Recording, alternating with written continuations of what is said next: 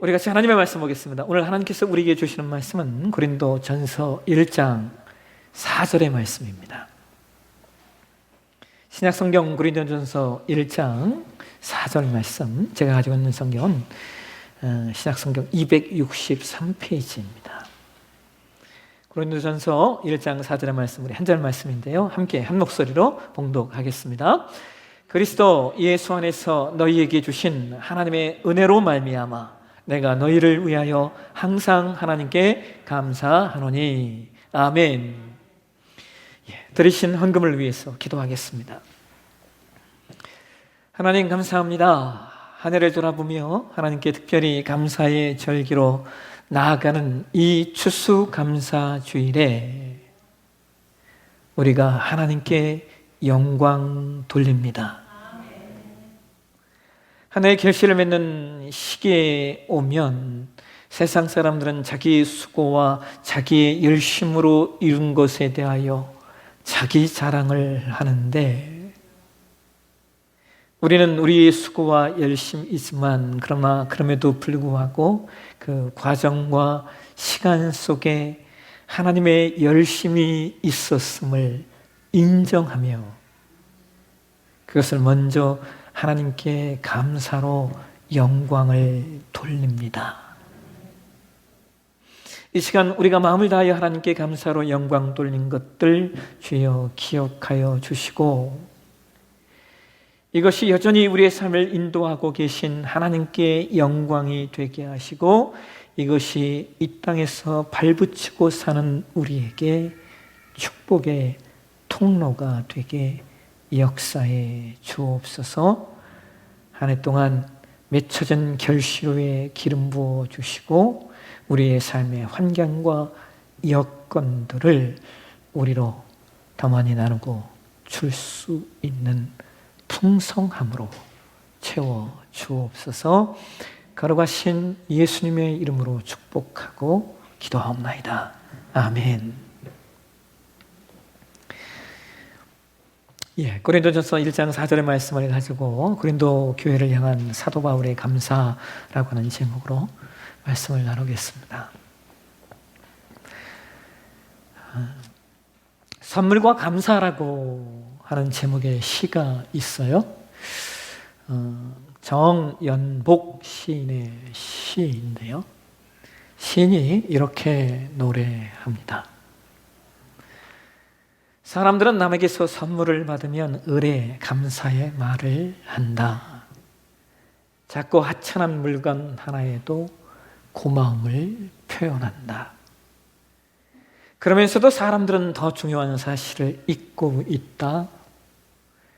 태어나서 죽을 때까지의 인생살이가 거반 선물로 채워져 있음을 의식조차 못한다. 탄생 자체가 거저 주어진 신비한 선물이요, 지금까지 내가 살아온 것도 남들의 베품과 도움의 손길 덕분이요, 내 주변의 자연세계와 내 삶 속의 소중한 사람들이 모두가 선물이라는 것을 까맣게 잊고 살아간다. 그렇죠, 여러분. 돌아보면 삶 자체가 참 신비입니다. 삶 자체가 누군가의 손길로 살아갑니다. 그런데 우리는 그것이 선물임을, 그것이 은혜임을 인식하지 못하고 산다라고 하는 것이 우리의 안타까움입니다. 오늘 저와 여러분이 봉독한 말씀은 사도 바울이 고린도 교회에 보낸 편지입니다. 고린도 교회는 사도 바울이 2차 전도 여행 과정 중에서 설립한 교회인데요, 사도 바울은 주 51년에서 52년 사이에 약 1년 6개월 동안 고린도에 머물면서 복음을 전했고, 그래서 고린도 교회가 세워졌습니다. 그렇게 세워진 고린도 교회의 사도 바울이 이후에 편지들을 보내게 되는데요, 여러분, 성경에는 사도 바울이 고린도 교회에 보낸 편지가 고린도 전서와 고린도 후서 두 개의 서신만 담겨 있는데요, 그런데 학자들은 사도 바울이 고린도 교회에 적어도 4편 편의 서신을, 네 편 이상의 서신을 보냈을 것이라고 추측합니다. 학자들은 지금 우리가 보고 있는 고린도전서 이전에 바울이 한 번의 편지를 더 보냈었고, 그리고 고린도전서와 고린도후서 사이에 또 한 번의 편지를 보냈다고 말합니다. 왜 그러냐면 고린도전서 5장 9절에 사도 바울이 이렇게 말하기 때문에 그래요. 한번 보실까요? 같이 한번 읽도록 하겠습니다. 내가 너희에게 쓴 편지에 음행하는 자들을 사귀지 말라 하였거니와, 내가 너희에게 이미 쓴 편지에 음행하는 자들과 사귀지 말라고 했었다고 사도 바울이 말했다는 거예요. 이것은 바울이 고린도전서 이전에 이미 고린도 교회에 편지를 보냈기 때문인 겁니다. 또 고린도후서 2장 4절 말씀을 한번 보실까요? 성경이 이렇게 말합니다. 같이 읽겠습니다. 내가 마음에 큰 눌림과 걱정이 있어 많은 눈물로 너희에게 썼노니 이는 너희로 근심하게 하려 하는 것이 아니요 오직 내가 너희를 향하여 넘치는 사랑이 있음을 너희로 알게 하려 함이라. 학자들은 이 말씀을 사도 바울이 고린도후서 전에 고린도전서와는 다른 또 다른 한 편의 눈물의 편지를 고린도 교회에 보냈다고 말합니다. 그러니까 사도 바울이 고린도 교회에 여러 편의 편지를 썼는데 지금 우리에게 남아있는 편지가 고린도전서와 후서뿐이라는 거예요.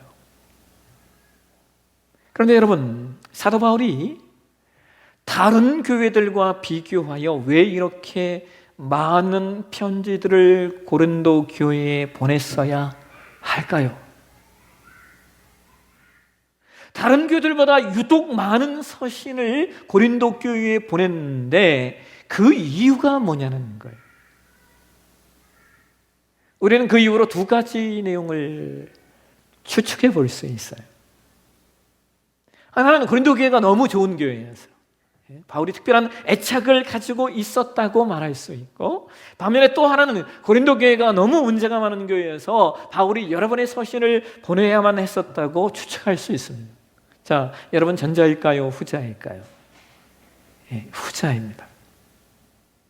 바울에게 있어서 고린도 교회는 참 아픈 손가락이었어요. 그래서 바울은 고린도 교회에 여러 편의 편지를 보내게 되는 겁니다. 고린도전서는 주 57년경에 사도 바울이 제3차 전도 여행을 하면서 에베소에서 기록한 서신이에요. 그런데 이 편지를 쓰게 된 이유가 바울이 3차 전도 여행 중에 에베소에 있을 때 고린도 교회에서 일어난 분쟁에 관한 소식을 전해 듣게 되고, 또 그뿐만 아니라 고린도 교회에서도 사람들을 보내서 고린도 교회에 이런 문제가 있으니 사도 바울 선생이 이 문제에 대해서 답을 좀 해주십시오 라고 사람들을 파송을 했습니다. 그 세 사람이 누구냐? 고린도전서 16장 17절을 한번 보실까요? 성경이 이렇게 말합니다. 내가 스데바나와 부드나도와 아가이고가 온 것을 기뻐하노니 그들이 너희의 부족한 것을 채웠습니다.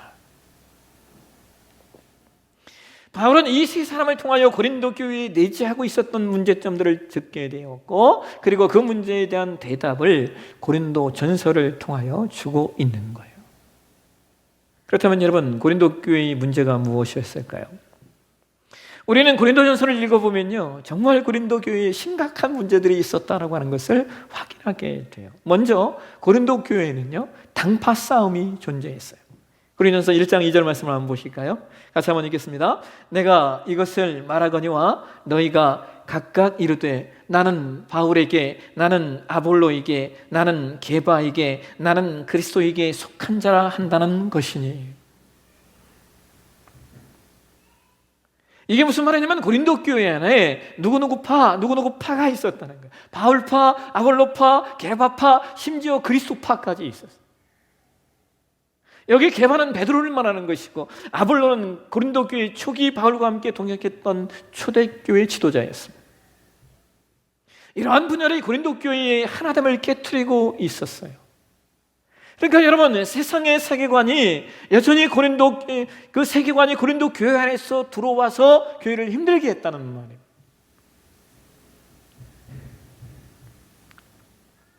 여러분, 오늘날 제가 한국교회를 보면서 좀 걱정스러운 것이 하나 있어요. 뭐냐면 정치적 이데올로기가 교회 안에 그대로 들어와 있는 경우들이 종종 있어요. 여러분, 교회 안에는요, 정치적 진보도 있고요, 정치적 보수도 있고요, 정치적 중도의 성향을 가진 사람들이 다 있습니다. 그래서 교회 안에서는 정치적 성향, 자기 정치적 성향을 타자에게 강요해서는 안 돼요. 예전에 어떤 분이 저에게 정치적 성향이 어떻게 되냐고 물으셨던 적이 있어요. 곤란한 질문이었어. 의도가 있는 질문이었습니다. 그래서 제가 이렇게 말씀드렸어요. 저는 목사로서 기독교회의 정신과 사상에 관한 일에는 보수적이고, 반면에 약자를 위한 일에는 저는 진보적입니다. 기가 막히죠?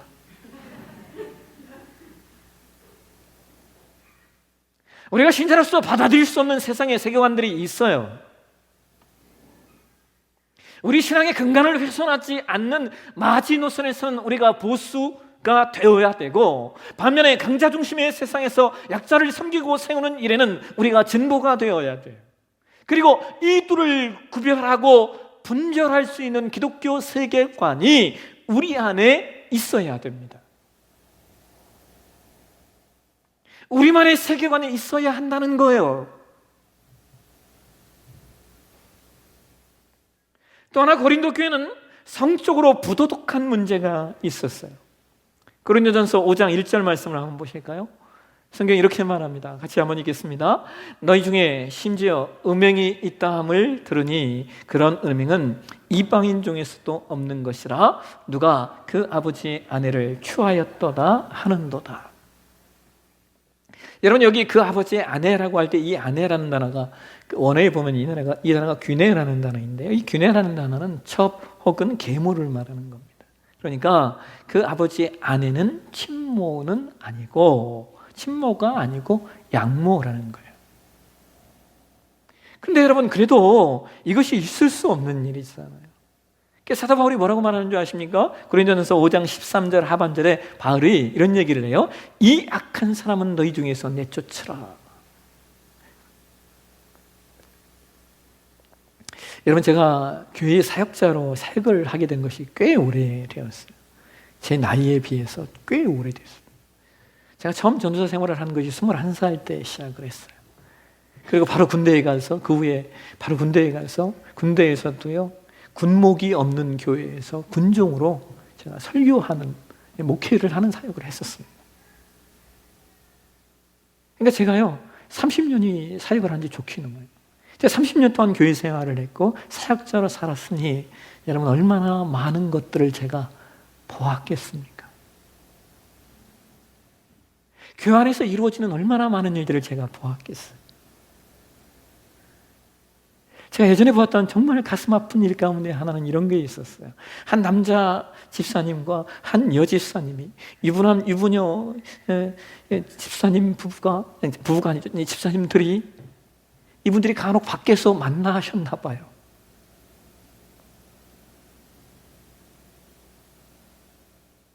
근데 남말은 새가 듣고 밤말은 쥐가 듣는다고 다른 교인들이 그걸 본 거예요. 그분들이 정확히 어떤 관계인지는 몰라요. 그냥 커피 한잔 하실 수도 있어요. 근데요, 그 이야기를요, 성도님들이 그 남집사님의 아내에게 찾아가서 얘기를 하는 거예요. 어떤 일이 일어나는 줄 아세요? 주일날 자기 남편과 만났던 그 여집사님의 머리채를 잡고 흔들었습니다. 그것뿐만이 아니에요. 그 만났던 여집사님의 직장에 찾아가서 싹 뒤집어 놨어요. 그 두 가정이 어떻게 되었겠어요? 제가 그때 무슨 생각을 했는지 아세요? 딱 한 단어가 떠올랐어요. 좀 속된 표현인데 개망신.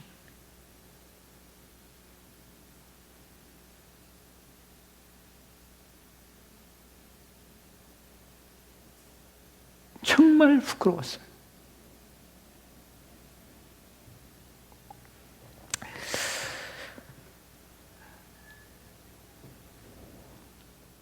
참 여러분 신기한 게 뭔지 아세요? 이런 일들이 왜 일어나나 제가 살펴보았더니요. 언제 이런 일들이 일어나냐면 부간에 문제가 있거나 혹은 부부 사이가 좋지 않은 시간에 꼭 마귀가 틈을 타요. 사탄 마귀가 그 틈을 비집고 들어와서 마음을 흔들어요. 아니 여러분, 우리가 신앙하면서 같이 커피 한잔 마실 수도 있잖아요. 근데 그게 그런 결과를 만들어낼 수 있다고요. 그리고 여러분, 음행의 결과는요, 이건 가릴 수가 없어요. 숨길 수가 없어요. 반드시 드러나고 그 결과는 참혹합니다. 또한 고린도 교회는 이외에도요, 무질서의 문제, 은사의 문제, 성만찬 등의 여러 가지 문제점이 있는 거예요. 여러분, 고린도 전서를 읽다 보면요, 여러분 이런 마음이 드실지 몰라요. 이게 교회인가? 하는 마음이 드실지도 몰라요. 근데 여러분, 놀라운 게 뭔지 아십니까? 오늘 저와 여러분이 봉독한 말씀에 사도 바울이 고린도 교회 성도들에게 이렇게 말한다는 거예요. 내가 너희를 위하여 항상 하나님께 감사하노니 라고 말입니다. 여러분, 이것이 이해가 되세요? 그런데 교회의 문제는 바울에게 있어서 적지 않은 근심이었어요. 왜냐하면 교회 안에 있을 수 없는 일들이 있었기 때문이에요. 그런데 바울이 그 소식을 전해 듣고 그 소식에 대하여 답변을 하고 있는 것이 고린도 전서인데, 바울은 고린도 전서의 서론에 내가 너희를 위하여 항상 하나님께 감사한다 라고 말하고 있다는 거예요.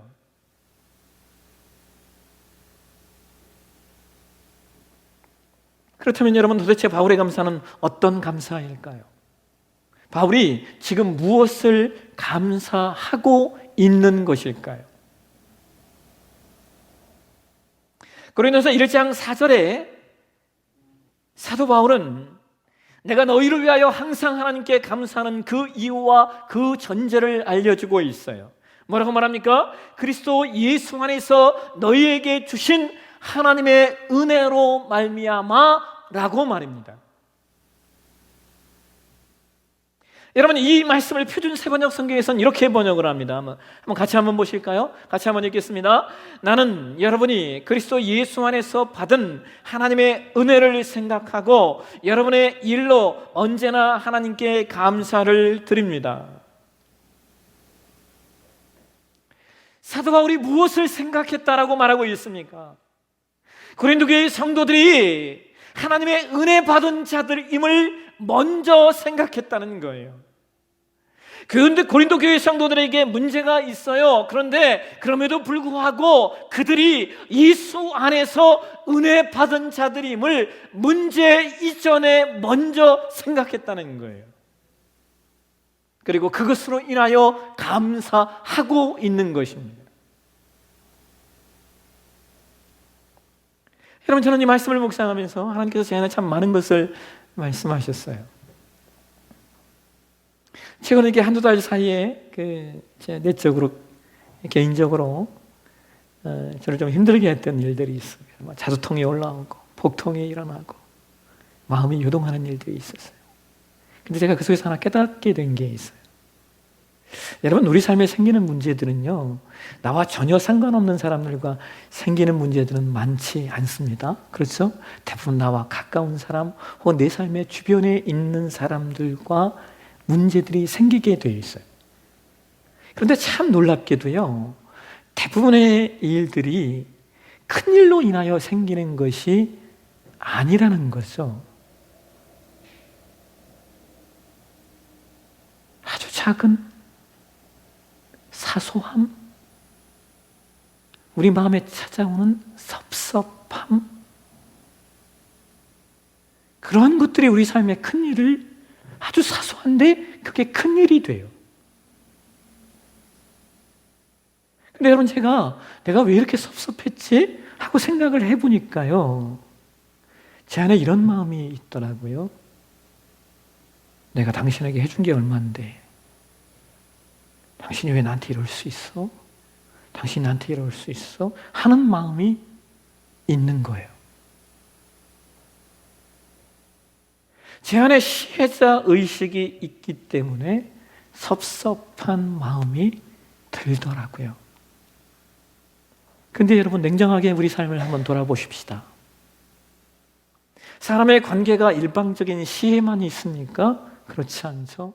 사람의 관계는 내가 베푼 것이 있다면 내가 분명히 받은 것이 있습니다. 내가 베푼 시혜만 있는 것이 아니라 내가 받은 수혜가 있다는 거예요. 그런데 종종 우리는 내가 베푼 것만 생각하다 보니까 내 안에 서운함이 일어나요. 섭섭함이 일어나요. 그래서 여러분, 우리가 신자로 이 땅을 산다는 것은요, 내가 베푼 시혜보다 내가 받은 수혜를 먼저 생각하는 삶인 것 같습니다. 누구처럼요? 바울처럼. 물론 사도 바울이 고린도 교회의 문제를 때로 무섭게 질책하기도 하지만, 그럼에도 불구하고 바울은 그들이 은혜 받은 존재임을 놓치지 않았고, 그래서 감사할 수 있었다는 거예요. 그래서 여러분, 받은 은혜를 먼저 생각하면요, 그것이 감사의 내용이 돼요. 반면에 내가 베푼 것을 먼저 생각하면요, 뭐 좋을 때는 모르지만 조금 어려워지면요, 섭섭함이 막 밀려와요.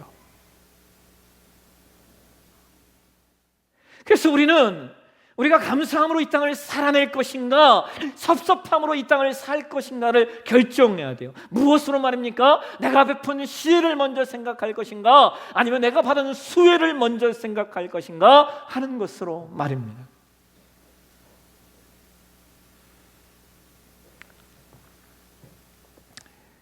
교회가 연말이 되면 이제 나타나는 현상들이 있어요. 대부분의 한국 교회가 다 일어나는 현상들이에요. 먼저 이제 성도들 가운데 내년에는 작년에 했던 사역 안 합니다, 이제 하신 분들이 이제 막 나와요. 예. 그것만 나오면 참 감사한데, 조금 더 가면 내년에는 제가 다른 교회로 가겠습니다 하는 분들이 또 이제 연말 되면 쫙 나와요.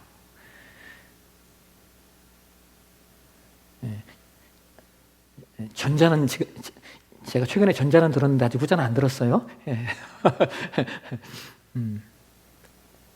나와요.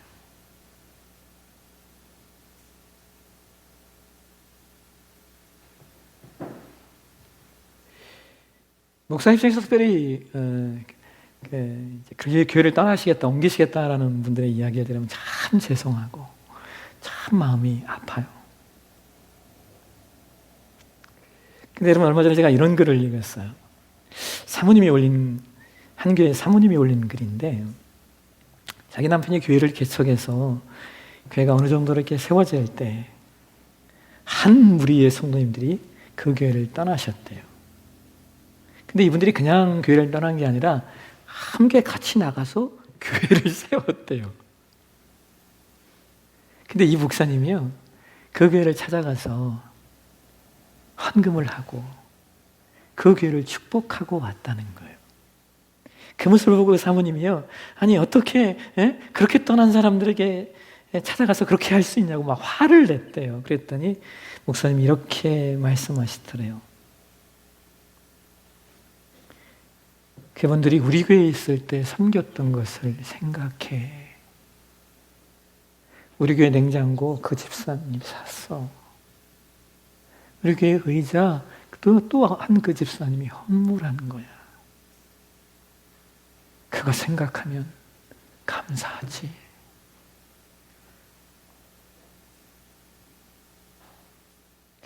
그 목사님의 성품 때문에 그런지요, 이렇게 나가서 교회를 차렸던 분들이 나중에 이렇게 교회가 와야 된 다음에 그 목사님을 찾아와서 진심으로 용서를 구하고, 그리고 또 많은 헌금도 해주셨다고. 제가 그거를 읽으면서 저 자신을 많이 돌아봤어요. 뭐냐면, 나는 서운한 것을 먼저 보고 있는가, 아니면 감사한 것을 먼저 보고 있는가 하는 거예요. 나는 서운한 것을 먼저 보고 있는가, 아니면 내가 받은 은혜를 먼저 보고 있는가. 여러분, 오늘 추수감사주일이에요. 오늘 우리는 이 절기를 그냥 때마다 찾아오는 절기가 아니라 좀 우리 삶과 삶의 습관과 태도를 좀 새롭게 하는 시간이 되셨으면 좋겠어요. 여러분 기억하십시오. 감사는 받은 은혜를 먼저 생각하는 것에서 나오게 되어 있어요. 은혜를 아는 자가 감사할 수 있고요, 감사하기 때문에 또 은혜가 풍성한 겁니다. 사도 바울이 고린도 교회의 문제 이전에 먼저 그들에게 임한 예수 그리스도의 은혜를 놓치지 않았던 것처럼 오늘 우리 안에도 그 은혜, 그 감사 흘러넘치는, 우리의 시각이, 우리의 세계관이 변화되는 그 은혜 우리 모두에게 있어지시길 주의 이름으로 축원합니다. 기도하겠습니다. 하나님, 이 추수감사 주일에 우리의 감사를 올려드립니다. 하나님, 우리를 여기까지 인도하신 것, 감사라는 단어가 아니고선 설명할 길이 없습니다. 하나님, 정말 감사합니다. 또한 하나님, 우리가 걸어가는 이 모든 삶의 여정 속에서 우리의 세계관이, 우리의 관점이 감사한 것을 먼저 보고, 감사한 것을 먼저 찾고, 감사한 것을 먼저 말할 수 있는, 그래서 은혜가 우리 가운데 풍성한 존귀한 삶, 우리 삶 되게 도와주옵소서. 걸어가신 예수님의 이름으로 기도하옵나이다. 아멘.